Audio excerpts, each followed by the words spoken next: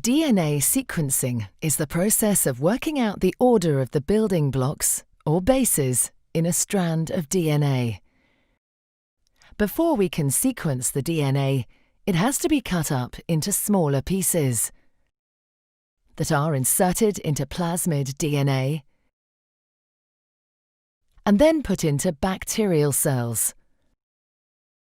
This makes it possible to produce lots and lots of copies of it as the bacterial cells multiply. The DNA is then isolated from the bacteria and sent for sequencing. The isolated DNA is transferred to a plate where the sequencing reaction will take place. A mixture of ingredients is added. These include free DNA bases A, C, G, T, DNA polymerase enzyme, and DNA primers. Modified DNA bases labelled with coloured, fluorescent tags are also added. These are called terminator bases.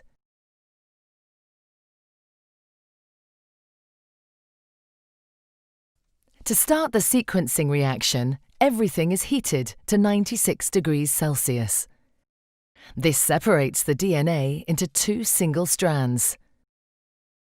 The temperature is then lowered to 50 degrees.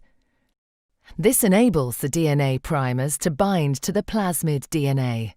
The temperature is then increased to 60 degrees and the enzyme DNA polymerase binds to the primer DNA. DNA polymerase starts making a new strand of DNA by adding unlabeled DNA bases to the target DNA. It continues to add DNA bases until a terminator base is added.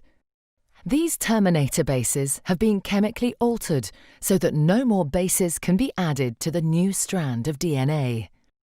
Once a terminator base is added, the DNA polymerase enzyme stops making DNA and falls away from the strand. Everything is then heated to 96 degrees Celsius again to separate the new DNA strand from the original strand. This process of heating and cooling is repeated again and again to produce lots of fragments of DNA of different lengths.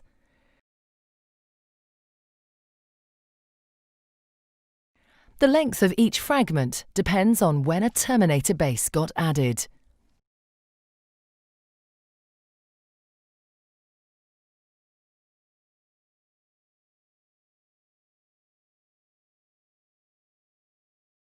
To read the sequence of the DNA, the various fragments are separated by length using a process called electrophoresis.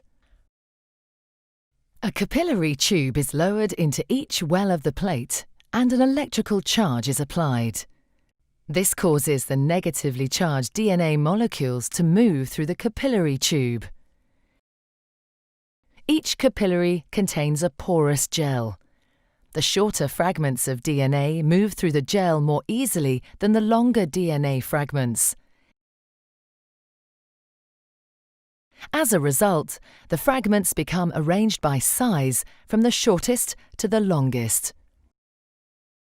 As the DNA fragments come to the end of the capillary, a laser makes the terminator bases light up.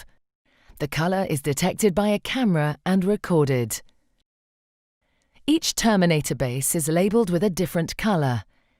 A fluoresces green, C blue, G yellow, and T red.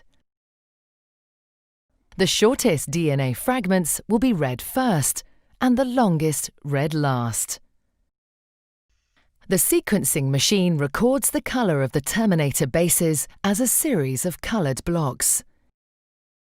Each coloured block represents the labelled terminator base at the end of each fragment of DNA.